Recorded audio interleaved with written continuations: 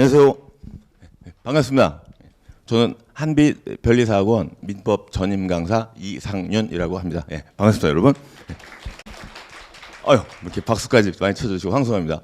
오늘 날씨도 뭐 올 들어서 가장 추운 날이고 또 12월 마지막 크리스마스 연휴 첫날이어서 흥행에 실패할 줄 알았는데 정말 많이 오셨네요, 여러분. 이 추위를 뚫고 또 가장 교통이 혼잡한 강남 한복판까지 오시느라고 너무 고생들 하셨어요. 예. 그만큼 이제 변리사 시험에 대한 여러분의 관심이 뭐 뜨겁다라고 생각하고, 여러분 오늘 이 자리에 오셔서 여러분 앞에 이제 인생의 앞에 중요한 거 한번 설계해 보시는데 좀 도움이 되는 시간이 됐으면 좋겠습니다. 예.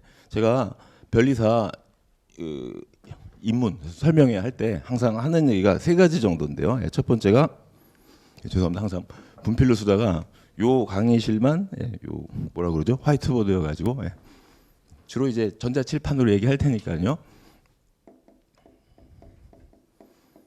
변리사라는 이제 직업에 대해서 뭐 현황이라든가 뭐 앞으로의 전망 그런 얘기. 그다음에 두 번째, 이거 우리나라에서 현재 가장 어려운 곳입니다. 왜냐하면 인원을 가장 적게 뽑아요. 1년에 200명 정도 뽑습니다. 그래서 변리사 시험 고시라고 하죠. 원래 자격증이긴 한데 그래도 시험 그냥 고시라고 보통 표현합니다. 그래서 변리사 시험, 이거 대부분의 국가 시험, 중요한 국가 시험은 2차로 돼 있죠. 1차 객관식, 2차 주관식. 요 변리사 시험 전반에 대한 개요라든가 또는 통계, 그리고 전체적인 조망 한번 해드릴 거예요. 그리고 마지막으로 변리사 시험을 준비하시는 분은 뭐 여러분 문과 출신도 있겠지만 대체로 이공계 출신이 많습니다. 그런가요? 그렇다고 문과 뭐 바로 나가고 그러지 마시고요. 문과 출신도 많이 시험 보고 있고요. 이 시험 자체가 이과생들 보라고 미리 만들어 놓은 거예요. 왜냐하면 자연과학이 1차에 들어있는 걸 보면 알 수 있는데요. 그중에 가장 먼저 접근하는 과목이 민법이에요. 제가 담당하고 있는 민법 해가지고 민법을 어떻게 공부할 것이냐, 요 세 가지 얘기가 이제 설명회 때 제가 여러분한테 소개해드리는 내용입니다. 개인마다 공부하는 습관이 따른가 루틴 그게 다 다르겠지만 가장 보편적이고 합격에 이르는 가장 효율적인 방법 중에 하나를 소개하겠다라고 생각하시고 참조해 주시면 좋겠네요. 자, 그중에 첫 번째 이 변리사 얘기는 저는 변리사가 아니에요. 민법 강사는 변리사가 없습니다.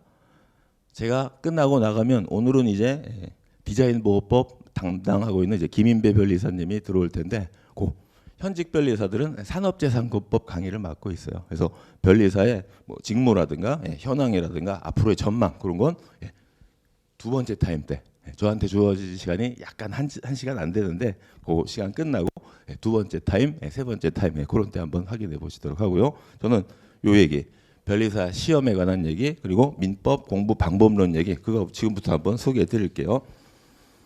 여러분이 갖고 계시는데 요거하고 똑같은 자료 있죠? 그걸로 보시면 될 것 같은데요.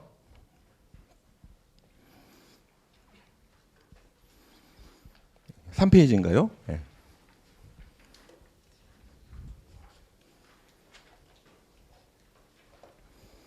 변리사 시험 이렇게 모든 국가에 오시는 1차 객관식하고 2차 주관식으로 구성이 되어 있어요.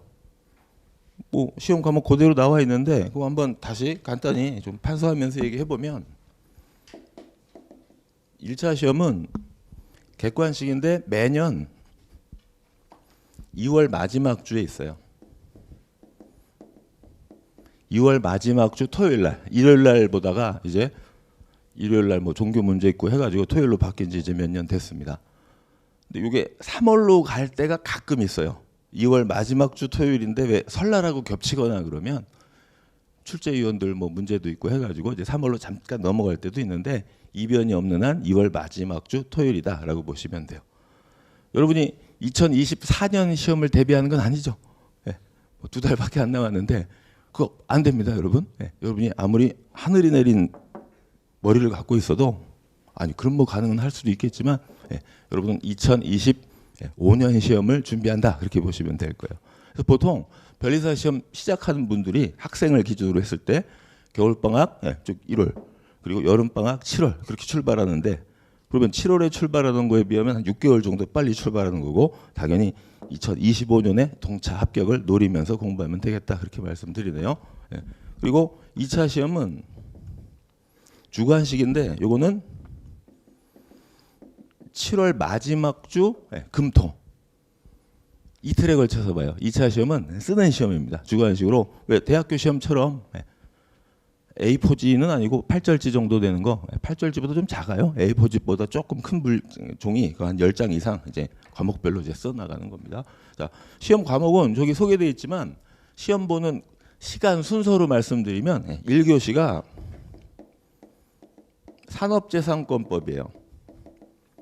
이 표현은 사실은 바꿔야 돼요. 변리사 시험법 자체가 이 용어를 쓰지만 지금은 다 지식재산권법이라고 얘기합니다. 그리고 2교시가 제가 담당하고 있는 민법이고요. 그리고 3교시가 자연과학. 다 이제 개론이란 말이 들어있지만 안에 내용이 개론을 넘어서서 좀 심오하게 물어본다라고 보시면 돼요. 그래서 1차 과목은 이렇게 세 과목으로 구성되는데 사실은 여기 영어가 있어요. 과거에는 영어 시험을 4교시에 봤는데 이게 이제 패스제로 바뀌었습니다.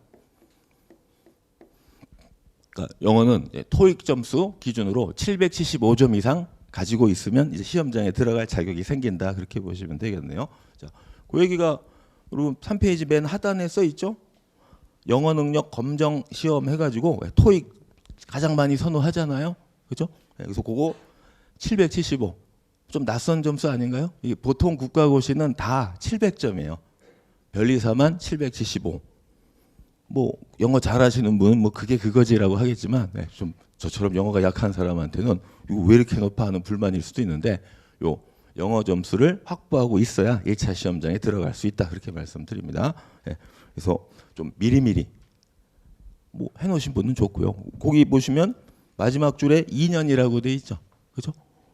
2025년에 시험을 본다. 그럼 2022년에 따놓은 건 해당 사항 없다고 그렇게 되는 겁니다. 그래서 2년 내 기간에 이제 토익 점수 확보해 놓자 그렇게 말씀드리네요. 요 775가 된 게 과거에 변리사 시험을 지금은 산업인력공단이 이제 주관하고 있습니다. 대부분의 국가 자격증을 산업인력공단이 주관하는데 과거에는 특허청이 이제 주관했어요.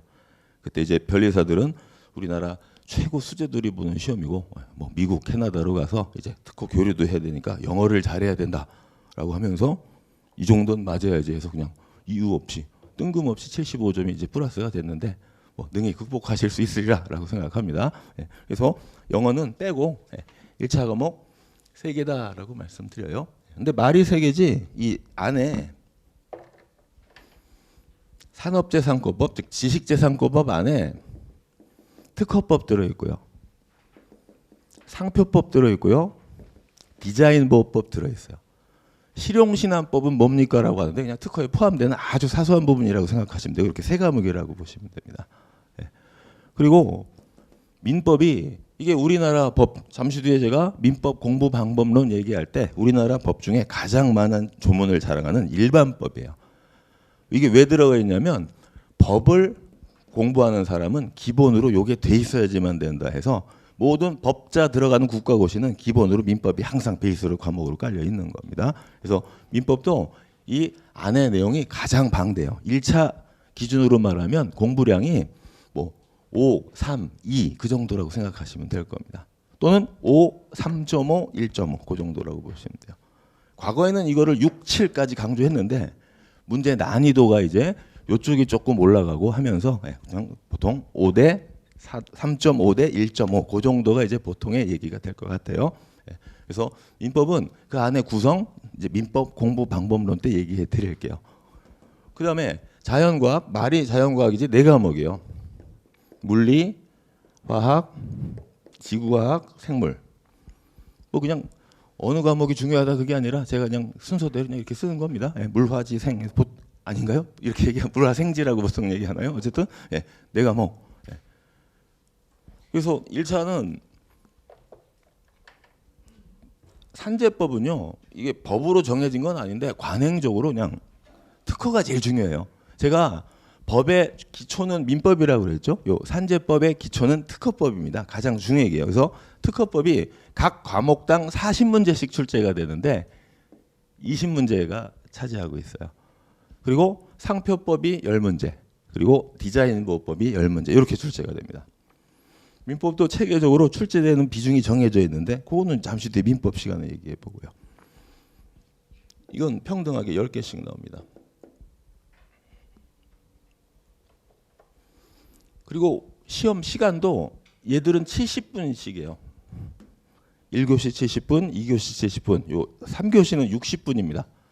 제일 어려운데 왜 이렇게 짧으냐? 이게 문과생들을 막기 위한 허들이라고 생각하시면 돼요. 쉽게 말하면. 뭐 나만 짧은 거 아니잖아요. 다 같이 공통으로 짧으면 아무래도 자연과학에 처음 접하는 사람들은 조금 난감할 것이다.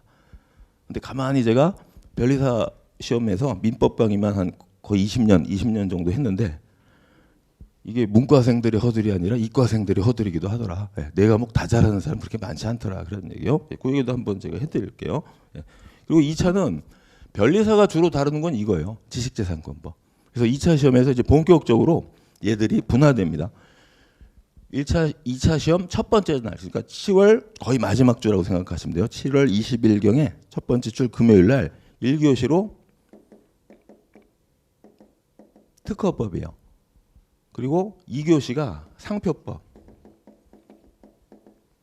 그러니까 똑같은 10문제지만 비중은 좀 다르다고 생각하시면 되는 겁니다. 그리고 둘째 날 1교시가 모든 법의 기본이 민법이라고 그랬죠. 그리고 우리 아직 법에 들어가지 않아서 여러분이 좀 생소한 개념이지만 법을 실체법과 절차법으로 나누는데 절차법의 가장 기본이 민법에서 권리가 발생했을 때 즉 내가 1,000만 원 받을 권리가 생겼는데 상대방이 안 갚아요. 그럼 어떻게 해야 돼요? 소송으로 가는 수밖에 없잖아요. 그걸 규정하고 있는 게 민사 소송법이에요. 그래서 2교시 첫째 시간이 민소법입니다. 그리고 둘째 시간이 선택 과목이에요. 요 선택 과목이 아주 다양합니다. 여러분의 전공과 관련해서 많이 선택하겠죠. 그러니까 전자과 출신이 변리사 시험을 가장 많이 봐서 그런지 선택 과목으로 좀 선호가 되는 게 과거에는 회로 이론이었어요. 그리고 뭐 화학 관련 공부하신 분들은 뭐 유기화학 그런 거 선택하면 되고 생물 관련 전공하신 분은 뭐 분자생물학 그런 거 자기 전공과 관련해서 선택하는 겁니다. 그런데 전공 쪽에서 뭐 특장점 즉 고득점 할 일이 별로 없다 그러시면 이때 디자인보호법 했잖아요. 그래서 난 여기서도 할 거야 해가지고 뭐 저작권법도 있고요. 아주 다양해요. 거기 여러분 제 자료에서 4페이지 가보시면 선택 과목이 상당히 많죠. 그죠? 그 중에 자기의 전공과 관련해서 좀 장기가 있는 거 선택해서 택일 해가지고 시험 보면 되는 거예요. 그래서 2차 시험은 각각 2시간씩이에요. 요거 어떻게 나오냐면 특허법에서 2시간 동안 4문제 나옵니다. 똑같아요. 상표법도 2시간 동안 4문제. 30점짜리 2개, 20점짜리 2개 나오는 거예요. 그래서 그거를 부지런히 써나가는 겁니다. 과거에는 그 답안지를 10장으로 제한을 했어요. 근데 지금은 무제한으로 준다고 하네요. 너 능력 되는 만큼 다 써도 된다. 뭐 그런 얘기인데 뭐 그렇다고 20, 30장 쓸 그건 안 되고요. 그래서 2차 시험은 그러니까 법이 달라진 건 아니에요. 내용은 똑같은데 객관식 OX로 푸느냐 아니면 주관식 써나가는 거냐. 2차는 조금 암기가 더 강조가 되겠죠. 외워야 쓸 수 있으니까. 그리고 민소법도 역시 4문제에서 20점짜리 2개, 30점짜리 2개 이렇게 되고요. 그리고 선택 과목이 이게 조금 달라졌어요. 여러분 좀 생소하겠지만 미리 좀 말씀드리면 2차 시험은 채점위원이 이제 채점을 하잖아요. 채점을 할 때 과목당 100점 만점으로 채점을 안 해요. 이 법이 들어가는 과목들은요. 법이라는 단어가 들어가는 과목들은 아무리 잘 봐도 70점 정도가 만점이라고 보시면 돼요. 예. 채점위원이 채점하다가 놀라워서 기절할 정도다. 그러면 75점 나옵니다. 75점 정도 나오면 그 과목의 달인이라고 생각하시면 돼요. 예. 왜 그래요? 그러지 마시고 100점 만점으로 채점을 안 합니다. 예. 정말 잘 썼다. 그러니까 저는 민소법 뭐 변리사 시험은 아니고 변호사 시험, 과거에 사법 시험이죠. 사법 시험 지도 교수님이 채점하는 걸 직접 목격한 바가 있는데 사람 이름 안 보여요. 그냥 꽉 처리해 가지고 답의 내용만 보이는데 채점하다가 감동의 눈물을 흘리면 70점 조금 넘게 줍니다. 얘는 나보다 낫다. 그랬을 때 73, 4점 주는 거예요. 그러니까 최고의 점수입니다. 원래 민소법이 그래요. 그런데 요즘엔 얘들이 더 짜요. 그래서 2차 시험은 평균 60이면 거의 붙는다고 보면 됩니다. 100점 만점으로 채점을 하네요. 근데 과거에는 어떤 폐단이 있었냐면 이쪽은 채점 기준이 달라요. 회로이론 같은 경우에는 즉 이과 과목들은 풀이 과정이 맞고 정답이 써 있으면 깎을 방법이 없다고 그러네요. 저는 실제로 한 10여 년 전에 회로이론 뭐 95점 맞은 분도 봤어요. 그러니까 2차 시험은 제가 그 얘기 안 했네요. 1차 시험에서 몇 명 뽑냐면 600명 이상이라고 돼 있어요. 그러니까 600명 정도 해가지고 커트라인으로 동점자 있잖아요. 딱 잘라가지고 한 610명에서 620명 사이 붙는다고 보면 될 겁니다. 그리고 2차 시험은 200명이에요. 200명만 뽑는 게 아니라 200명 이상으로 돼 있어가지고 막 205명에서 220명 그 사이 정도까지 뽑히고 있습니다. 그게 그때 동점자 처리 기준 때문에 좀 인원이 왔다 갔다 하는데 200명 넘게 600명 넘게 이렇게 보시면 될 겁니다. 근데 요 선택 과목의 점수가 너무 편차가 심해가지고 선택 과목을 95점을 맞아버리면 정작 같이 필수적으로 시험 보는 과목들을 점수가 좀 낮아도 평균을 확 끌어올리잖아요. 그래서 선택 과목이 어떻게 나오는지에 따라서 당락이 달라져요. 이해되십니까? 그 아주 불공평하다는 얘기죠. 결과적으로 보면. 그래서 이것도 패스제로 바뀌어요. 마치 영어 토익 775점처럼 요 선택 과목도 50점 이상 넘기면 패스, 못 넘기면 페일 이렇게 되는 겁니다. 예를 들어서 70, 70, 70 맞아도 선택 과목이 40점이다. 탈락. 일단 이거 50점 넘는 사람 중에 세 과목 평균으로 뽑겠다. 그렇게 보시면 되는 거예요. 이해되십니까? 그러니까 선택 과목을 등한시해서 꽈락 맞을 정도가 되면 곤란하다. 제가 방금 꽈락이라고 그랬죠. 꽈락은 40점 미만이에요. 40점은 괜찮아요. 39.5 그럼 탈락이라는 얘기입니다. 1차도 그래요, 여러분. 1차 시험도 평균으로 뽑아요. 평균으로 뽑는데 100 맞아도 자연과학 37.5다. 그러면 무조건 탈락이에요.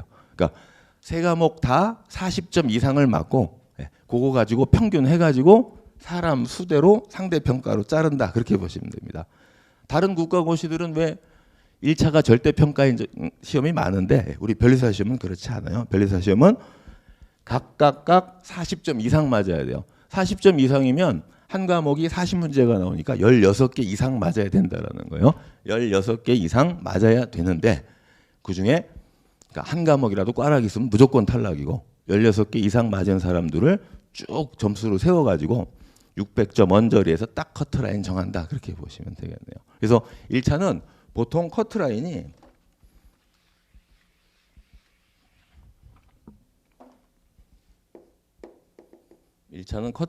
보통 70에서 75 사이라고 보시면 돼요.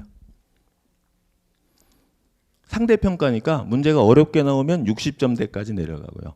조금 쉽게 나오면 80점까지도 넘어가기도 합니다. 여러분 거기 통계표 한번 보시면 5페이지 한번 보시면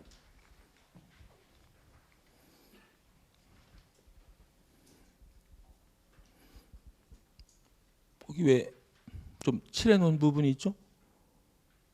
올해는 몇 점이었어요? 70.83이죠. 작년에는요, 2022년에는 81.66이죠.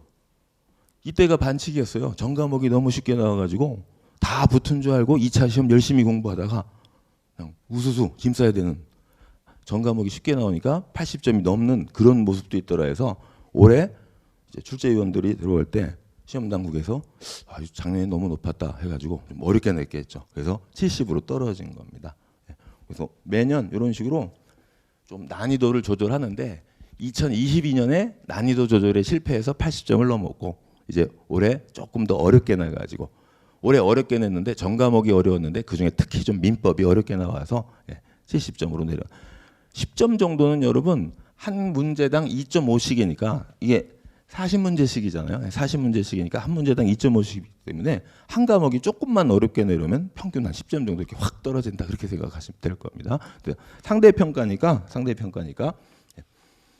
보통 난이도를 기준으로 했을 때 이제 합격 전략을 1차에서 70에서 75점 정도가 커트라인이고 여기에 맞춰서 공부한다, 그렇게 생각하시면 될 거예요. 그리고 2차도 채점 기준 나름이요. 이제 선택이 제가 빠졌다고 그랬잖아요. 이렇게 지우면 이거 따로 보는 게 아니라 두 번째 날 2교시에 분명히 있긴 있는 겁니다. 2교시에 선택 과목이 분명히 있는데 얘는 패스 페일로 해서 따로 빼버리고 요 세 과목 평균만 가지고 당락을 나눈다. 그래서 2차 시험은 보통 평균 60점이면 뭐 훌륭하게 붙을 수 있을 것이다, 그렇게 말씀드리네요. 저는 태어나서 90점 이하로 맞은 적이 없는데요. 어떻게 인간의 점수가 이따입니까? 라고 생각할 수 있는데 문제 난이도가 다르다라고 생각하시면 될 겁니다. 이해되시죠? 자, 그러면 이제 여러분은 2025년 시험을 준비한다고 했을 때 제가 12월 달에 바로 이제 1월부터 출발하거나 뭐 당장 뭐 내일부터 출발할 수 있지만 우리 12월 거의 갔잖아요. 출발한다고 했을 때 여기부터 가시면 돼요. 모든 법의 기본이 민법이기 때문에 민법에서 출발을 하는 겁니다. 그리고 민법 잠시 뒤에 제가 개관해 드리겠지만 민법을 공부하는데 최소 2달 정도는 걸려요. 이때는 그러니까 내년 1월부터 한다고 했을 때 2달 코스 동안에 민법 이외에 다른 거 볼 여력이 없습니다.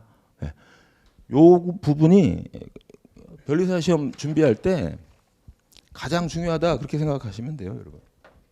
왜요? 다 법이잖아요. 그죠?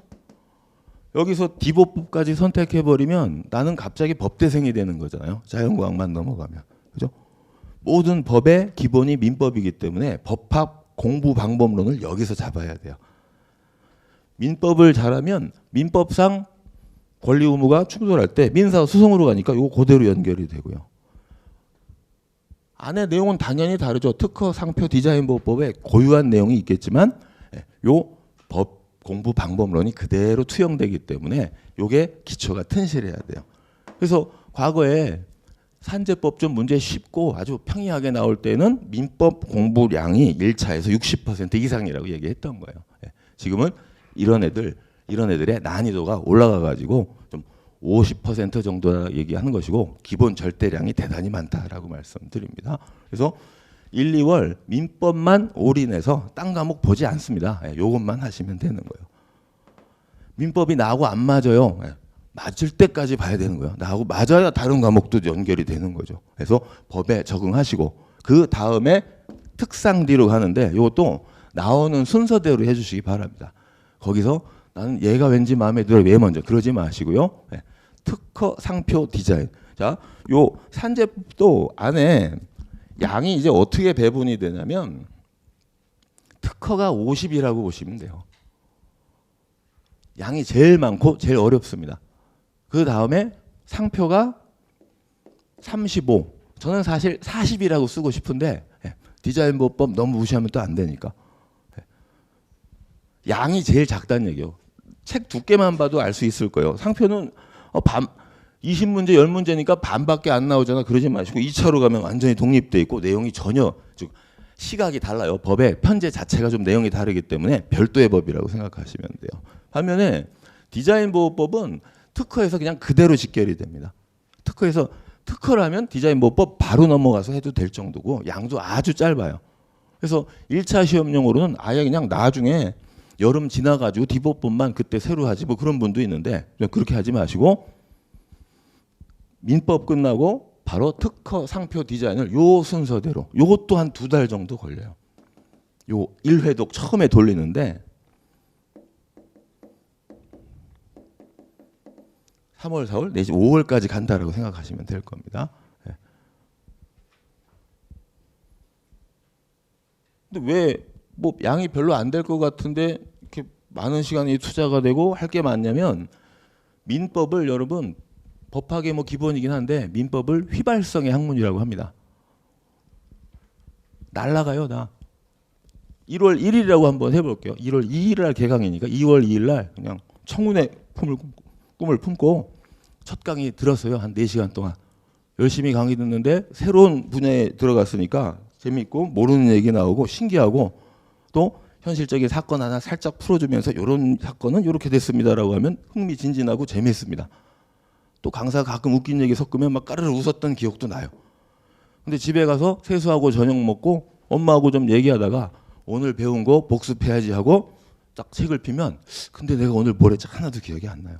법학의 특징이 그렇습니다. 특히 민법 다 날아가요. 그러니까 자꾸 휘발하니까 휘발하지 않게 반복하는 방법밖에 없는 거예요. 그 말은 뭐냐면 민법 처음부터 끝까지 1회독이 끝나고 그 다음에 특허 상표 디자인 달릴 때 얘를 덮어놓으면 안 된다는 거예요. 특허를 할 때 특허를 주로 하면서 민법을 한 번 더 확인을 해야 되는 거예요. 짧게 짧게. 그러니까 공부량이 눈덩이 굴러가듯이 많아지는 겁니다. 전체로 봤을 때 양 얼마 안 될 것 같잖아요. 근데 앞에 내용이 자꾸 사라지기 때문에 그것을 다 복구를 해야 되는 거예요. 그래서 회독수를 자꾸 늘리고 해가지고 나중에 1차 시험 들어갈 때 각 과목에 대한 기억이 머릿속에 가장 찰랑찰랑할 때 시험장에 들어가야 되니까 아주 할 게 많다라고 말씀드리는 겁니다. 그래서 요 정도까지가 일단 기본 출발점이에요. 나머지는 공부하면서 여러 가지 방법 루트가 생기는데 1월, 2월 또는 이거 3월까지 갈 수도 있어요. 괜찮아요. 그리고 요거 한 2달 생각하시면 됩니다. 그리고 문제는 얘들을 할 때 민법 회복 즉 회독을 늘려줘야 돼요. 또 상표할 때 특허법도 완전히 넣으면 안 되겠죠. 짧게라도 다시 볼 수 있게 자꾸 돌려야 된다라고 말씀드립니다. 그럼 얘는 언제 하느냐? 요건 자연과학이 좀 고등학교 때, 대학교 때부터 특화된 분들은 변리사 시험 1차에 조금 큰 도움이 됩니다. 요 과목 4개가 다 잘 돼 있는 분은 1차 공부량이 많이 줄어드는 모습이 있어요. 근데 그런 분 별로 없다는 게 좀 함정이잖아요. 그래서 과거에는 예전에 시험 볼 땐 어떤 식으로 했냐면 뭐 너무 옛날 사람처럼 느껴지는데 이게 주안점이잖아요. 자연과학은 딱 2개를 선택해요. 나 물리 전공이야. 나 지구과학 재밌어. 그럼 딱 물리하고 지구과학만 해요. 나머지 화학생물은 그날의 번호 해가지고 그냥 일렬로 세우는 거예요.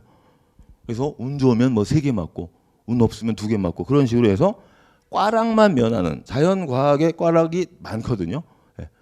이게 2006년도에는 자연과학의 꽈락률이 40%였어요. 요 한 교실에 100명이 시험을 보면 40명이 자연과학 40점 미만이어가지고 그냥 자동 탈락입니다. 이때부터 자연과학을 뭐 농담 삼아 자연과락이라고도 불렀는데요. 이때부터 자연과학의 중요성이 조금씩 강조가 되는 거예요. 이 당시에는 물리가 너무 어렵게 나왔습니다. 그래서 물리 전공하신 분이 이게 60분이라고 했잖아요. 60분 중에 무려 40분을 투자해서 문제를 10개를 다 풀었는데 2개 맞고 그의 운이 트이신 분은 2번으로 10개를 찍어서 3개 맞고 운이 없으신 분은 4번으로 찍어서 뭐 하나 맞고 뭐 그런 애였어요. 근데 그간에 관행대로 공부했다가 이렇게 폭격을 맞으니까 그 다음엔 조금 반성하겠죠. 3과목 정도 공부하고 가니까 자연과학 꽈락이 없어졌다가 여러분 그 표로 보시면 2012년 한번 보시면요.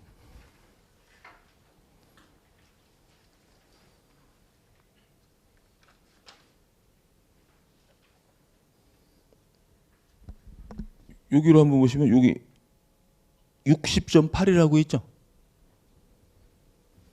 2012년에는 자연과학 과락률이 60%가 넘었어요. 이때는 네 과목이 다 무섭게 나왔습니다. 어느 한 과목 만만. 원래 어려울 수밖에 없어요. 여러분 이런 건 출제위원 수가 몇 명이서 나눠내고 뭐 하는 모습인데 이건 한 명이 10개씩 낼 거 아니에요. 각 과목의 교수님들이 들어가서. 그러니까 출제위원회 가오가 있잖아요. 어디 내가 내는데 10개를 다 맞추려고 그래. 하나는 자기도 못 푸는 걸 냅니다. 근데 혹시 찍어서 맞출 걸 대비해야 되니까 자기도 틀릴 만한 거. 그러니까 두 문제는 무조건 어렵게 나온다는 거예요. 각 과목당. 그죠? 그렇지 않습니까? 그리고 누구나 맞힐 수 있게 한두 개 깔고 좀 어느 정도 공부한 사람. 그러다 보니까 이거 자칫 잘못해서 삐끗하면 꽈락 가는 거 가능하다라는 얘기예요. 2012년에는 네 과목이 다 어렵게 나왔어요. 2006년에는 물리 하나 어렵게 나와서 그 다음부터는 사람들이 물리를 피했는데 아니요. 그 다음부터는 물리가 오히려 난이도가 조금 떨어지게 나오고 이제 번갈아서 괴롭히다가 2012년에는 네 과목 다 살벌하게 나왔다 그런 얘기입니다. 그 애는 우리의 친구 오늘 지구과학 선생님이 오는 걸로 아는데 우리의 친구 지구과학이 배신을 했어요. 왜 친구냐면 지구과학은 전공과 전혀 관계없는 사람도 수업용 교재 얇은 거 열심히 공부하면 8개, 9개, 10개까지 맞출 수 있게 나오는 게 원래 관행이고 지금도 그런데 이 해에는 말도 안 되게 어렵게 나왔다 그런 얘기예요. 그래서 그 뒤부터는 1차의 당락을 가르는 게 자연과학처럼 돼가지고 네 과목 다 공부하는 게 바람직하다 그렇게 얘기합니다. 그래서 저는 적어도 넷 중에 셋은 하자라고 말씀을 드려요. 셋은 하고 나머지 한 과목 전혀 나와 무관하고 좀 너무 어렵다. 그럼 기본 베이스 정도 깔고 가서 한 두세 개 노리는 뭐 그런 건 글쎄요. 요즘엔 뭐 4개 다 하는 그런 경향으로 가고 있다라고 말씀드립니다. 3개를 한다고 했을 때도 얘는 꼭 포함시키시기 바래요. 지구과학이 가장 접하기가 즉 난이도가 낮다 그렇게 말씀드립니다. 그래서 1차 시험이 다시 한번 적으면 커트라인이 70에서 75점 정도가 되는데 여러분의 전략은 이렇게 세우시면 돼요. 시험 순서는 이렇게 되지만 민법을 제일 먼저 공부하니까 민법을 이 정도까지 맞출 수 있습니다. 이게 올해는 어려웠어요. 올해는 공부 잘하는 분도 80점 넘게 어려울 정도로 조금 난이도 있게 나왔습니다. 그간에 변리사 시험 민법이 과거에 변호사 시험, 즉 변호사 시험 전에 사법 시험이라고 있었잖아요. 사법 시험하고 난이도가 비슷했어요. 그러다가 아까 말한 2006년에 변리사 시험 민법 문제가 너무 어렵게 나와가지고 사법 시험 당국이 반성을 합니다. 아니 어떻게 변호사 시험보다 변리사 시험 민법이 더 어렵게 나오니 해가지고 아예 시험 제도가 바뀌어요. 그 다음 해부터 사법 시험 민법은 150점 그러니까 가중치를 두고 모든 법의 기본이라고 그랬잖아요. 가중치를 두고 그 다음에 오지선다형 갖고는 안 돼. 팔지선다형으로 바뀝니다. 난이도 있는 문제는 8개 중에 하나. 팔지선다형은 여러분 찍으면 안 맞아요. 8분의 1 확률이 안 됩니다. 그래서 민법이 사법시험이 확 어려워지면서 변리사 시험 민법이 난이도가 많이 떨어졌어요. 그 다음부터는 적당히 공부하고 강사가 제시하는 길 좀 따라가면서 판례 결론만 조금 외우고 있으면 이 정도 맞는 건 일도 아니었습니다. 그러다가 너무 쉽게 공부한다 해가지고 올해 약간 한 방 맞은 거예요. 작년에 커트라인이 80이라고 그랬잖아요. 80에서 낮추는데 민법이 혁혁한 기여를 합니다. 이제 생각하고 공부한 자만 점수를 줄 수 있도록. 근데 이것도 훈련하면 돼요, 여러분. 문제가 한번 나오면 거기에 대응해서 공부를 하면 그 다음엔 비슷하게 나와도 점수가 확 올라가거든요. 그래서 요 정도 가자라고 말씀드립니다. 그리고 산재법은 이건 강조 안 해도 돼요. 왜? 아니 변리사 하겠다는 사람이 이걸 못하면 말이 안 되잖아요. 시험도 못 되고 되고 나서도 뭐 어떻게 할 거예요? 이건데 여러분이 나중에 다룰 게 특허, 상표, 저작권 그런 거잖아요. 그러니까 이건 1차도 있고 2차도 있고 그냥 그대로 다 직결이 되는 거니까 나중에 실무도 있고 해서 알아서 잘하기 때문에 이 정도는 가야 됩니다. 그리고 자연과학은 이거 잘하시는 분은 뭐 아주 이득이 크다고 했죠. 근데 아닌 분이 갑자기 1년 만에 자연과학을 다 잘하는 건 쉽지 않을 거 아니에요. 그래서 이거는 약간 방어적으로 해서 원래는 제가 이런 정도로 적어요. 55 내지 60이면 충분하다라고 하는데 한 5점 정도 올려서 60에서 65. 왜냐하면 요즘에 점수가 조금 인플레가 있기 때문에. 그래서 요 정도 목표로 잡고 공부하면 요렇게만 맞아도 1차 합격하는 데는 큰 지장 없다라는 거예요. 문제 전체가 난이도가 떨어져서 평균이 올라가면 당연히 이 뒤쪽으로 맞게 될 테니까 그것도 문제 없다라고 말씀드립니다. 그래서 전략을 요 정도로 잡으시고, 자 그러면 아까 하던 얘기 이어서 민법을 먼저 2달 동안 딴 과목 보면 안 돼요. 법 섞지 마세요.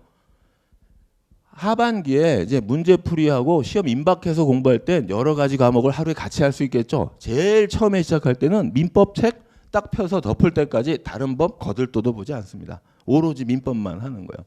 이거 같이 병행할 수 있는 거 딱 하나. 영어 아직 토익 못 따신 분들. 네, 영어 775점 확보해 놓자고 했잖아요. 네, 그거.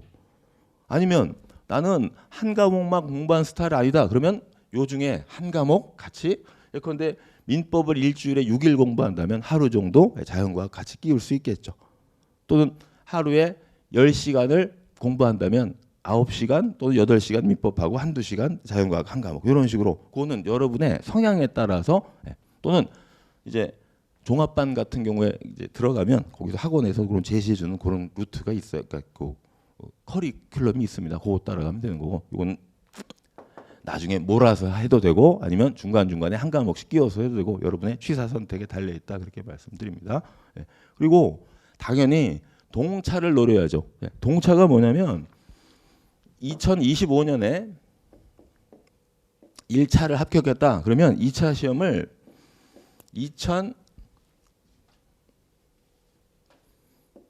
2025년, 2026년 2번 볼 수 있어요. 이 국가시험에 이렇게 돼 있습니다. 저는 한 번 빼고 나중에 그건 안 돼요. 그 해, 그 다음에 딱 연달아 2번 볼 자격이 생기는 겁니다. 그러면 1월 달에 공부하신다. 그럼 당연히 25년에 2차까지 붙자. 그거 대단히 어렵습니다. 완전히 처음 공부 시작해서 생동차라고 얘기하거든요. 한 번에 동차로 붙는 사람 수가 과거에 선택 과목이 4과목 중에 하나로 들어와 있을 때는 많았어요. 왜냐하면 선택 과목 원래 잘하는 사람 있잖아요. 무조건 90점 넘는 사람. 그래서 이거를 확 올려가지고 조금 얘들이 떨어져도 평균으로 맞춰서 붙는 경우 많았는데 이제는 이제 3과목 가지고 이제 평균을 내니까 아무래도 1년 이상 공부하신 분들이 더 좀 실력이 좋겠죠. 그렇죠? 그래서 요 동차로 완전 생동차로 붙는 분들이 10명 정도. 그러면 대단히 확률이 떨어지죠. 변리사 시험 출원자가 매년 한 3,000명 정도인데 그 중에 이제 10명 안에 들어가야 된다 그런 얘기요. 뭐 20명까지 가기도 했는데 지금은 20명까지 가긴 쉽지 않을 것 같아요. 요 선택 과목이 패스제로 바뀌어가지고. 근데 나는 여기 꼭 들어야지 그런 각오로 공부하셔야 돼요. 그래야 2025년에 성적이 조금 안 돼서 떨어져도 그 다음에 여유 있는 실력으로 능력으로 점수로 붙을 수 있다 그렇게 말씀드립니다. 그래서 동차를 노린다면 요 1차 민법하고 그다음에 민법을 병행하면서 산재법하고 2차 특허 2차 상표는 뭐 제가 학원 강사지만 따로 미리 준비할 필요는 없어요. 법은 똑같아요. 법은 똑같고 객관식으로 접근하느냐 주관식 쓰기로 접근하느냐 그 차이만 있는 것이지 내용이 달라지는 건 아니니까 2차 특허 2차 상표를 미리 준비할 필요는 별로 없고 요거는 준비하셔야 되겠죠. 민사소송법은 민법보다 처음에 더 어렵습니다. 제가 아까 민법 휘발성의 학문이라고 했죠. 얘는 휘발하지 않아요. 휘발하지 않으면 좋은 거 아닙니까? 그게 아니라 휘발했다는 건 스며들었다는 얘기잖아요. 얘는 스며들질 않아요. 민사소송법 책 처음에 딱 피면 그냥 하얀 건 종이 까만 건 글씨예요. 강사님이 뭐라고 설명을 해도 그냥 남의 나라 얘기 듣는 것 같습니다. 들어오질 않아요. 그냥 전혀 외계어 같고 좀 그렇습니다. 자꾸 들어가지고 그런가 보다 하면서 이제 터득하는 거예요. 절차법이 좀 그런 모습이 있습니다. 그래서 민소법이 처음에 난이도가 높아요. 그러니까 내년이 아니죠. 내후년이겠죠. 동차를 하려면 얘를 공부는 해놔야 되겠죠. 다만 너무 욕심 부리지 마세요. 완벽하게 해놔야지 절대로 안 됩니다. 다 까먹어요. 그러니까 기본 강의 정도 들으면서 적어도 7, 8월까지예요. 그 이상은 안 돼요. 7, 8월까지 민소법 한 번 정도 쭉 통독 접해본다 그렇게 생각하시면 돼요. 9월부터는 1차에 매진해야 돼요, 여러분. 왜냐면 1차 객관식 시험이잖아요. 아무리 내용을 공부 많이 해도 객관식 문제를 풀면 여러분 뭐 중고등학교 때 다 해봤잖아요. 내용을 알지만 문제 풀면 틀리잖아요. 연습을 해야 됩니다. 2차는 뭘 해야 되겠어요, 여러분? 2차는 쓰기 연습을 해야 돼요. 2차 시험 강의는 뭐밖에 없는지 아십니까? 여러분 학원에 2차 강의가 매주 토요일 일요일, 왜냐하면 2차 강의는 주로 현직 변리사들이 하기 때문에 주말에 강의가 개설이 되는데 2차 강의는 제목이 GS예요. 이게 그룹 스터디의 약자인데 만약에 여러분이 특허법 2차 강의를 저한테 듣는다 그러면 답안지 그냥 10장씩 주고 2시간 동안 4문제 쓰는 거예요. 쓰고 그거 걷어가지고 제가 채점하고 이거 이렇게 쓰면 큰일 납니다. 아, 이렇게 잘 썼습니다 하고 평가해 주는 거예요. 모의고사 연습한다고 보시면 되는 거예요. 그러니까 주말마다 와서 막 어깨가 결릴 정도로 오전 오후 막 오전엔 상표법 쓰고 오후엔 민수법 쓰고 막 그런 식으로 해가지고 계속 연습하는 거예요. 그러면 1차 때는 2차 때는 이렇게 GS라고 쓰기 연습을 한다면 1차 때는 객관식 연습을 해야 돼요. 나의 실력을 객관식 OX로 1, 2, 3, 4, 오지선다형이거든요. 맞는 거 틀린 거 고르는 연습을 꾸준히 해야 되는 겁니다. 그러면 이게 의외로 할 게 많기 때문에 막상 나는 동차를 노린다고 해도 찬바람이 불기 시작한 요즘에 여름이 좀 길어졌으니까 한 9월부터는 1차에 매진하는 게 정석이다 그렇게 말씀드립니다. 물론 여러분 좀 타고난 수험생들이 있어요. 모든 시험을 봐도 즉 대통령을 만약에 시험으로 뽑으면 될 사람 그런 사람들은 뭐 한두 달 만에 뭐 능히 하는 분이 있는데 정말 그건 예외적인 현상이니까 1차를 붙어야 2차를 볼 거 아닙니까? 그래서 적어도 9월 이후부터는 1차에만 매진하는데 여러분은 민법, 산재법 요것만 따라가는데 상반기에 대부분이 시간이 흘러갈 거예요. 그리고 민소법 정도 한번 보고 선택 과목은 좀 미리 해놓으면 참 좋겠죠.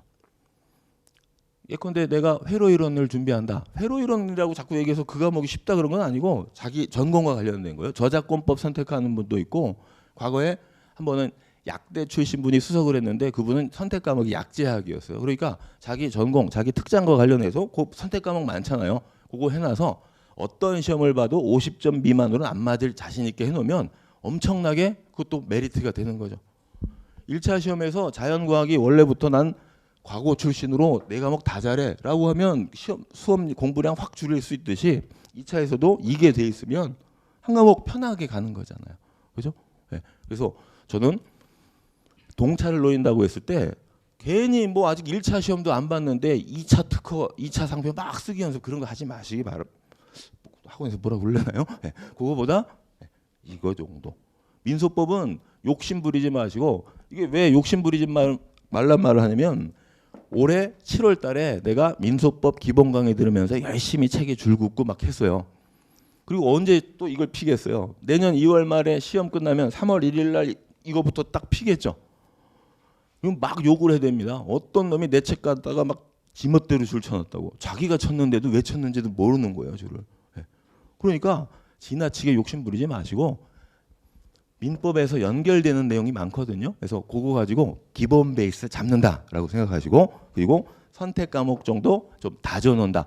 그 정도가 여러분이 동차 합격을 위해서 내년에 해줄 일이다라고 말씀드리고 요거 순서대로 쭉 따라가고 2차 특허, 2차 상표를 25년 1차 시험 끝나고 하시면 돼요. 그때 하면 되는 거니까 2차 특허, 2차 상표는 지금 너무 고민하지 말자라고 말씀드립니다.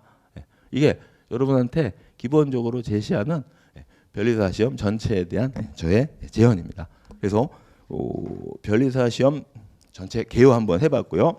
통계자료 보면서 이런저런 말씀 드린 거예요. 그리고 7페이지 가시면 죄송합니다. 좀 제가 말이 오늘 길어지는데 여러분한테 좀 잘해드려야 될 것 같아요. 오늘 오면서 너무 싫었거든요. 이렇게 추운 날 무슨 설명해야 하면서 근데 사람도 거의 없을 텐데 했는데 뭐 이렇게 뜨겁게 호응해 주셔서 뭐 어떤 설명회를 소홀히 할 수는 없겠지만 조금 더 많은 말씀 드리고 싶네요. 그리고 제 뒤에 뭐 김인배 변리사님하고 이민경 강사님이 이제 차례대로 들어오실 텐데 민법 강사가 보통 대빵입니다. 나이도 제일 많고 제가 조금 더 해도 괜찮으시겠죠? 네, 요 민법 얘기 좀 한번 또 해드릴게요. 자, 7페이지 보시면 민법 공부 방법 해가지고요. 네. 민법 하면 가장 쉽게 개념 잡으면 요거예요. 사인이라는 게 이제 이게 개인 사자, 개인이라는 얘기요. 개인 간의 권리와 의무를 규율하는 법. 이게 민법의 정의입니다. 개인 간의, 즉 사인 간의 권리와 의무. 여러분이 친구한테 10만 원 빌려줬어요. 그러면 친구는 10만 원 갚을 의무가 있죠. 나는 10만 원 받을 권리가 있죠. 그 다음에 여러분이 결혼, 법률 용어로는 혼인이라고 합니다. 혼인, 결혼식만 하면 안 되고 혼인 신고까지 해야지 법적으로 부부예요. 혼인 신고를 해서 부부가 됐다. 그러면 남편, 아내 간에 서로 권리와 의무가 있다라는 겁니다. 그걸 다루고 있는 게 민법이라는 거예요. 이거를 학문적으로 개념을 잡으면 일반사법 이렇게 얘기하는데 이런 얘기들은 이제 민법 공부 제대로 들어가면 이제 하면 될 테니까 그냥 민법이란 개인 간의 권리와 의무를 규율하는 일반사법이구나라고 대략 잡으시고 민법이 어떻게 구성이 되어 있냐면 5개의 장으로 구성되어 있습니다. 저기 동그라미로 써 있는 대로 민법,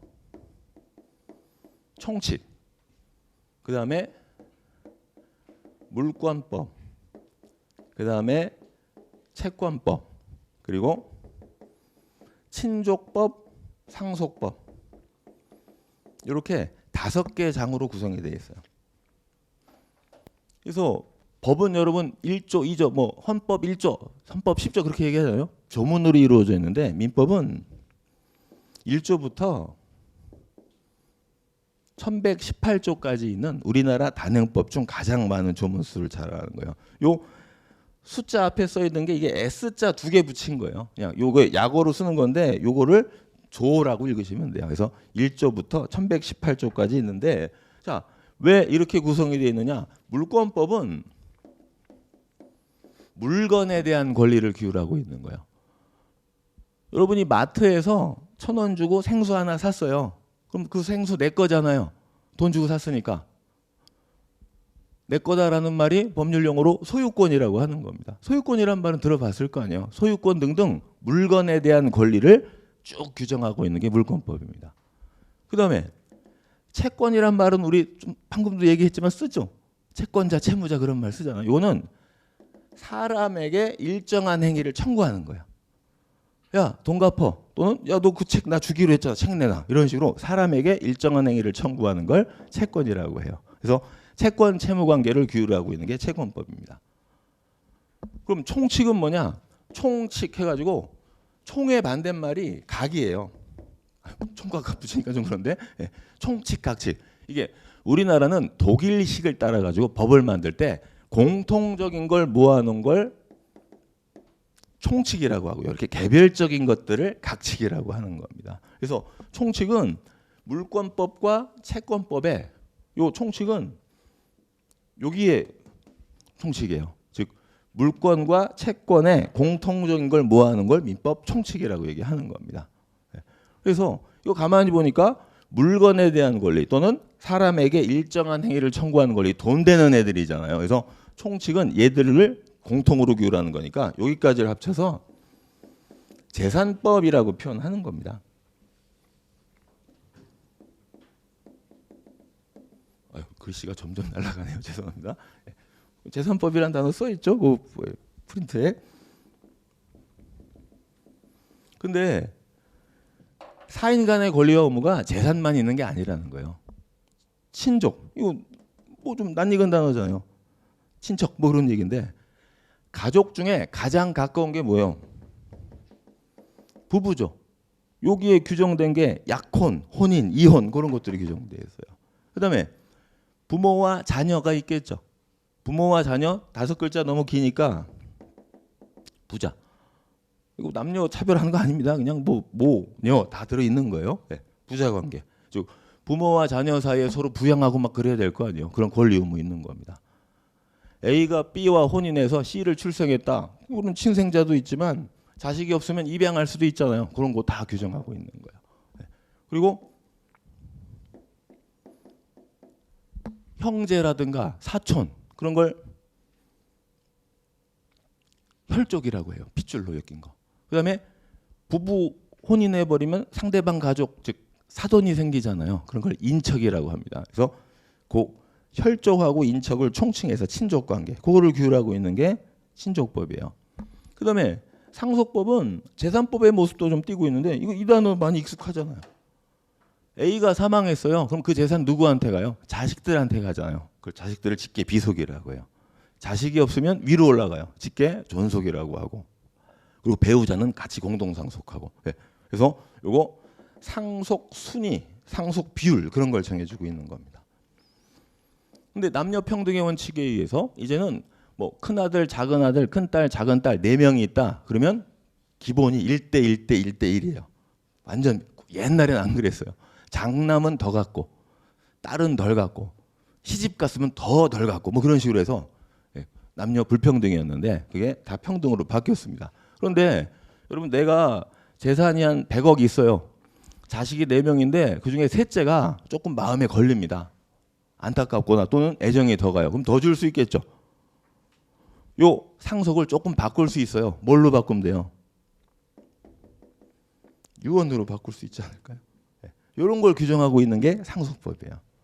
그러면 친족하고 상속은 가만히 보니까 가족 관계를 다루고 있잖아요. 상속 아무나 받나요? 가족만 받을 수 있다 그런 얘기입니다. 그래서 여기를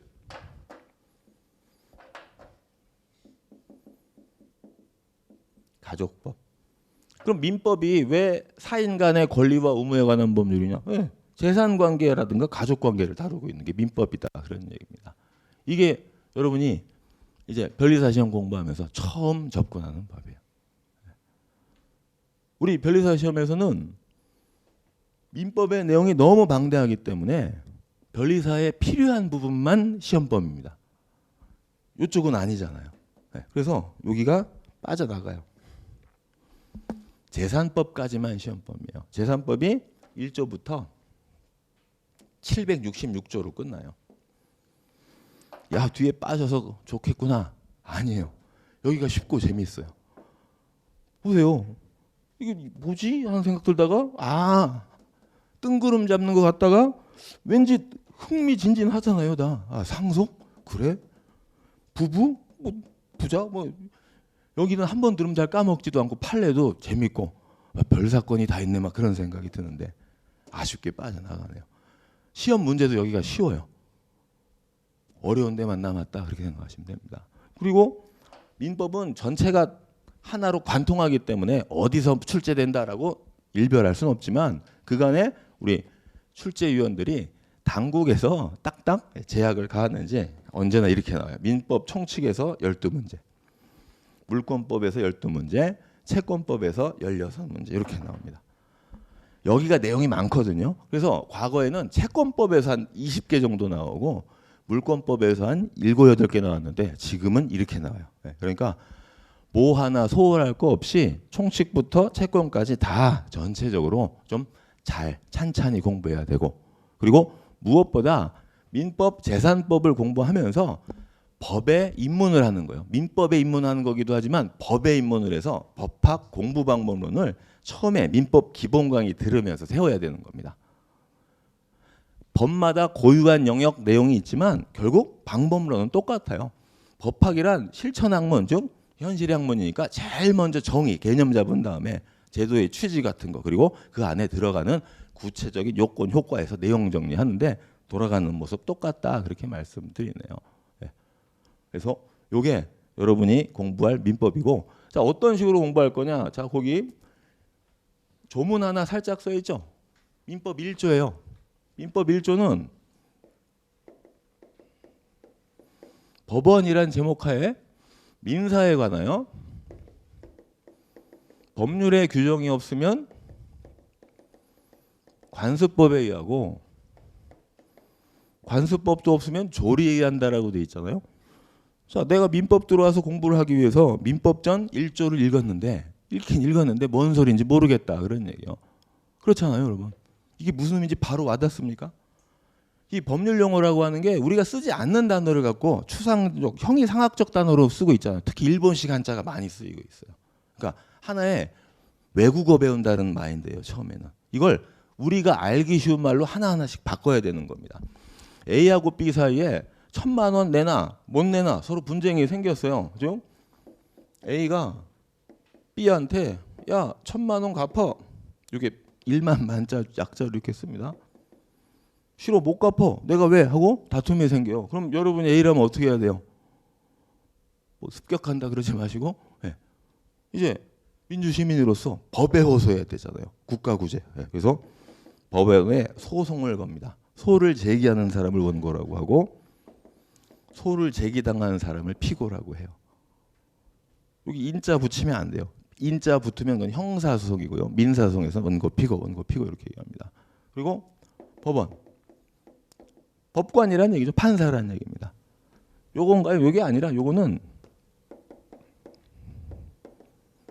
셈원자고요. 요거는 이제 장소원자입니다. 그러면 법원 즉 판사가 법관이 두 사람의 분쟁을 재판을 해줘야 될 거 아니에요. 판사가 보니까 A가 인상이 좋아요. A 승 안 되죠. 일정한 기준을 갖고 판결을 내려줘야 될 거 아니에요. 그거예요. 법률로서 분쟁을 해결해라 그런 얘기요. 법전이 있잖아요. 법조문 가지고. 근데 세상의 사건은 아주 다양한데 법률이라는 게 다 완비돼 있을 수가 없잖아요. 그러면 관수법이란 걸로 해결해라. 관수법 없으면 조리라는 걸로 해결. 그런 식으로 하나하나 의미를 갖다 붙여서 우리가 알기 쉬운 말로 해석하는 것이 법학 공부다라고 생각하시면 되는 거예요. 이 조문을 우리가 알기 쉬운 말로 풀어주는 거예요. 그게 법 해석학이라고 하는데 그게 수업 민법이다라고 생각하시면 됩니다. 그래서 법학은 저런 법조문의 해석인데 어떤 식으로 가냐면 항상 이렇게 가요. 제일 먼저 조문이 나와요. 여기부터는 그냥 제가 드리는 말씀이에요. 법 조문이 나오고 그 조문의 내용을 하나하나 이제 학자들이 밝히고 현실에서 드러날 거 아니에요. 그게 이제 교재, 민법 교과서에 들어 있습니다. 그걸 이론이라고 하고. 그리고 법학은 항상 실천학문이기 때문에 구체적으로 이렇게 소송으로 결론이 나와요. 여러분 우리나라 소송 몇 심제입니까? 선진각국은 3심제예요. 그죠? 1심에 불복하면 2심, 2심을 이제 항소심이라고 하고 항소심에 불복하면 대법원까지 가는 거잖아요. 그렇죠? 상고심 해가지고 대법원의 판결의 태도를 판례라고 얘기하는 겁니다. 판례라는 게 대법원 판결의 태도를 이제 모아가지고 판례, 판결의 태도라고 읽으면 되는데요. 그래서 법학은 항상 이렇게 공부해요. 조문에서 출발해서 내용을 이해 정리한 다음에 구체적으로 이러한 사건이 터지면 우리 현행 대법원은 어떻게 해결하고 있는가. 그래서 이게 논리 구조입니다. 그래서 이러한 내용들을 그다음에 우리는 초등학교 때부터 하던 얘기지만 이 내용들을 각각의 쟁점에 맞추어서 잘 이해하고 이해한 것까지는 좋은데 이해만 돼 있으면 시험을 볼 수는 없잖아요. 정리정돈이 돼야 돼요. 그리고 그 정리한 걸 암기하지 않으면 시험장에서 주어진 제한된 시간에 풀 수가 없습니다. 여기까지 가야 돼요. 2차 시험은 암기가 조금 더 강조가 됩니다. 아무리 잘 알아도 쓰려고 하면 해결책이 없어요. 나중에 민소법 공부하시면 알겠지만 사건을 쫙 풀어주고 이러한 경우에 법원은 어떻게 판단해야 하는가 항상 그게 마지막 질문이에요. 그러면 그거를 서론부터 시작해서 문제 제기, 뭐 논점해서 쫙 적어 나가야 되는데 그런 문제를 딱 받으면 법원은 알아서 잘해야 된다. 그 말 외엔 쓸 말이 없는 경우가 많아요. 그 10장 넘는 페이지를 내가 논리적으로 채우려면 암기가 좀 많이 필요합니다. 1차 시험도 알면 되지. 왜냐하면 내용이 쭉 나오니까 아 맞아 이거 했었지 하고 연상에 대해서 풀 수 있겠지만 속도감 있게 제대로 풀려면 기본적인 건 딱딱 암기가 돼서 튀어나와야 돼요. 그래야 오 X 틀림 맞음 해가지고 바로바로 걸러진다 그런 얘기입니다. 그래서 이런 식으로 공부해 주시면 되고 자 그다음에 강조했는데 요때 이거 1월부터 2월까지 하는 뭐 3월까지 좀 넘어갈 거예요. 설 연휴도 있고 해서 예, 이게 150강짜리 즉 한 하루에 3강씩 해가지고 50회짜리 강의인데 2달 조금 넘는 평일만 강의하니까 예, 요 기본 강의 때 모든 법, 즉 민법의 기초 그리고 다른 법의 공부 방법론의 기초까지 다 다져야 될 것이다 그렇게 말씀드려요. 그리고 이건 제 광고죠. 각 강사마다 민법의 내용이 워낙 방대하니까 교수님들이 쓴 책 있죠. 그 책들이 거의 2,000페이지 넘어갑니다. 2,000페이지가 넘어가면 그 하드 카바지면 여러분 엄청 두껍고 무겁고 그냥 목침으로 하면 딱 좋은 벽돌보다도 뭐 그거 한데 너무 양이 많다 해서 불만이 많아가지고 교수님들이 양을 줄였어요. 2,000페이지 안쪽으로 줄였는데 내용을 삭제한 게 아니라 글씨 크기를 줄였어요. 노안 있는 사람은 보지도 못할 정도의 작은 글씨로 2,000페이지 안으로 우겨넣었는데 그중에 시험에 나올 만한 내용들 수험 전문가인 강사들이 자기만의 뭐 고유한 그걸 갖고 있어요. 요약서라고 하죠. 수험서를 갖고 있는데 뭐 제 책 제목은 정성민법이고 강사님마다 책 이름이 조금씩 다릅니다. 그래서 요거를 가지고 이제 시험에 나올 만한 1조부터 766조까지의 내용 그리고 그와 관련된 수많은 판례 내용 중에 출제 가능한 쟁점들 그것들을 이제 같이 공부하게 되는 거예요. 이것도 아무리 요약했다 하더라도 700페이지인데 이거를 동일한 강도로 공부할 게 아니라 중요 쟁점, 별로 중요하지 않은 쟁점 이렇게 강약을 조절하면서 정돈이 돼야 돼요. 뭐가 강하고 뭐가 약한가? 뭐가 강하겠어요? 시험에 출제될 가능성이 있는 부분이 강하겠죠. 그죠? 그건 처음엔 여러분이 알 수 없으니까 믿어야 돼요. 강사를 믿고 이거 중요하대더라. 그러면 난 이걸 더 해야지.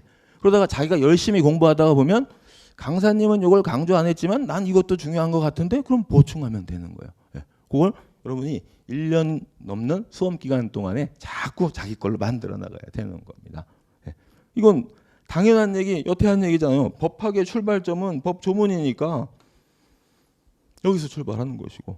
그리고 시험엔 항상 판례로 물어봐요. 왜요?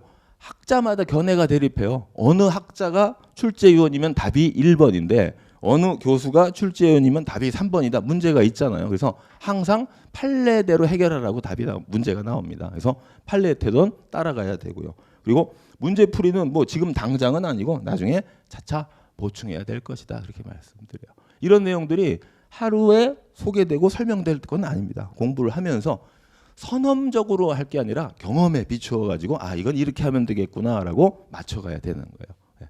그다음에 뭐 20년 넘게 강의했으니 많은 질문을 받는데 이건 어때요? 저건 어때요? 하는 엄청난 질문입니다. 그래서 여기에 대해서 제가 지금 뭐 이건 이거다, 저건 저거다 이런 질문 이해와 암기 중에 뭐가 중요한가요? 아, 이해를 해야 암기를 할 거 아니에요. 그렇죠?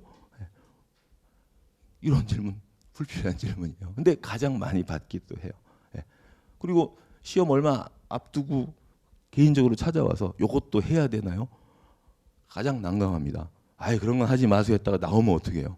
한번 읽어는 보시죠라고 하면서 저런 질문을 할 시간에 한번 그냥 자리에 앉아서 조금 더 공부하시 그런 생각도 있는데 자 이런 의문들이 기본 강의를 듣고 이제 문제풀이 좀 하면서 해소가 될 테니까 처음에 여러분들이 너무 뛰어나요.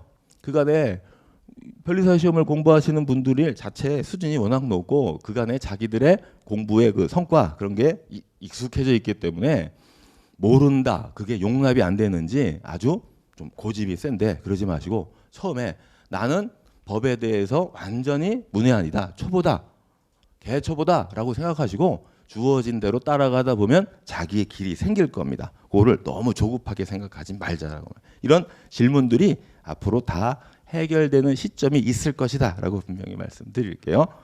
그래서 요 정도까지 이건 제 앞으로의 강의 일정인데 이 중에 이제 필요 없다 싶은 거 뭐 한두 개 빠져요. 그러니까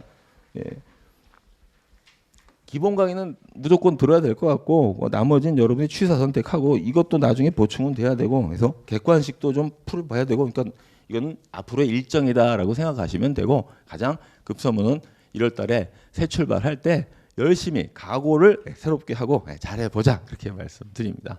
예, 그래서 오늘 제 설명에 주어질 시간 약간 오버했는데 예, 저의 말씀은 여기까지 해드리도록 하고요. 오늘 추위에 오시느라고 예, 너무 고생하셨고 예, 또 앞으로 여러분의 미래에 아주 좋은 일만 활짝 피기를 바라고 예, 또 제가 일조하기도 했으면 좋겠네요. 예. 잠시 쉬었다가 2교시에 김인배 변리사님이 들어올 테니까 잠시 뒤에 다시 뵙도록 할게요. 감사합니다.